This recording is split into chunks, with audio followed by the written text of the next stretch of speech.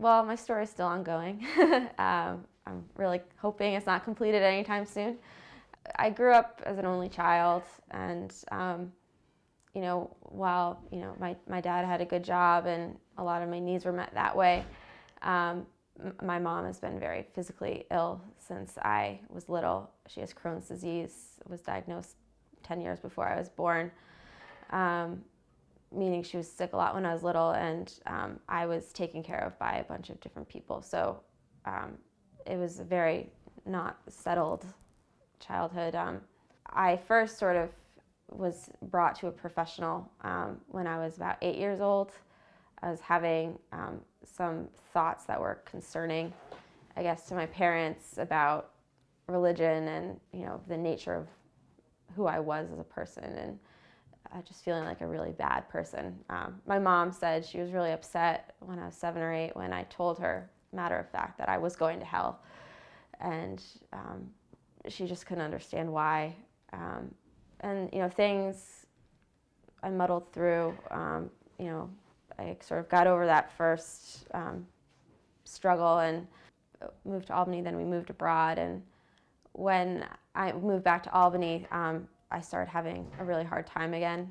A lot of those thoughts about me being a bad person came back, and I just had a lot of general anxiety. I was taken out of school in 9th grade.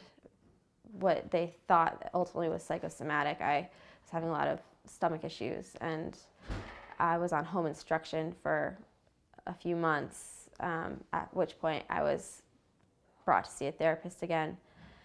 And as I started talking to the therapist more and more, I think my internal world became, as I was approaching things that I didn't really want to talk about and was being pushed to talk on them, things sort of spun out of control in my inner world. And ultimately, when I was 15 years old, it was Christmas Day. There had been an incident at my house, and I was walking through the neighborhood at night to go pick up my dog from the neighbors, and I heard things screaming at me that I had never heard before, and were very scary, and were sort of an external validation of all the bad things I had believed about myself, and it sort of made me feel like, these voices from, a dark dimension are telling me it's true. I was in and out of after-school programs and other things throughout the rest of high school. I don't remember my junior year of high school at all. Ultimately, things changed when I went to college. I realized that I wasn't so inhuman. I wasn't another other type of existence in this world. I was just human, and was being haunted by my past, as many people are, but in a way that wasn't acceptable to most people. And it was only until I left school and I left my mom's house that I escaped from a system telling me that I needed professionals to help me to live my own life,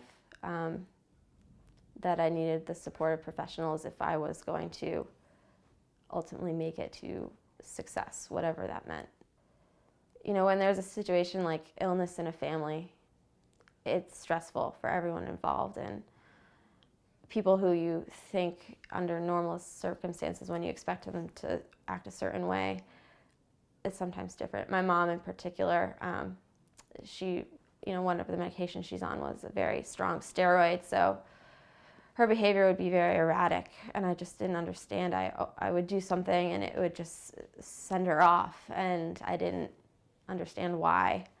And ultimately, I guess I just built this logical framework in my head that it's just because I was particularly bad, and that any bad thing that happened, I deserved.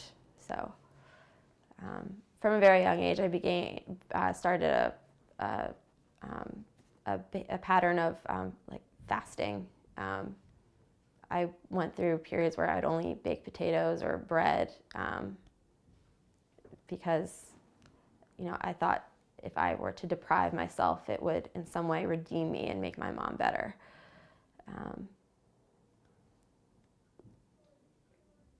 And I still feel sometimes, those same thoughts that, I'm bad, I'm too much, I need to be less.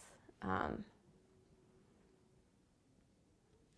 maybe I always will, but I don't get sucked into them as much.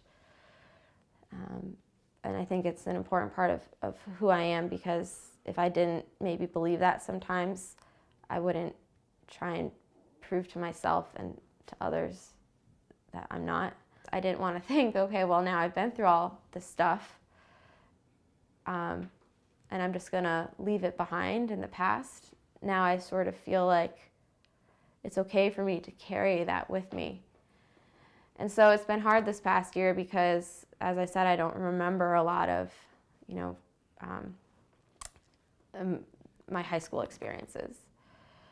And I take some time and I sort of think about them more, and I'm starting to talk about them more. And some things are coming back. And so while no, I'm definitely not in that place anymore, I wouldn't say that I've recovered from that place. I think I've changed and moved out of that place. And that's the only way that I can explain it. Not that I've, recovered from bipolar disorder, anorexia, schizoaffective disorder, PTSD, borderline personality disorder, all of the different things that I was tagged with, that I shed those labels, 2 years ago. And now they only serve as sort of reference points in my own past, If I had had a way when I was in high school, in school, that, I could raise my hand in the middle of reading The Metamorphosis in English class, say, I feel like Redgor Samsa. I woke up this morning and I thought I was someone completely different. But we don't have space for that. You can't say that. And so, it'd be great in high schools if there were, groups of, places where people could be and not, whether it's intentional or not, just be able to talk openly about this kind of stuff, where people can talk about identity and having a place where from a very young age you can validate that you don't know who you are, and that's okay.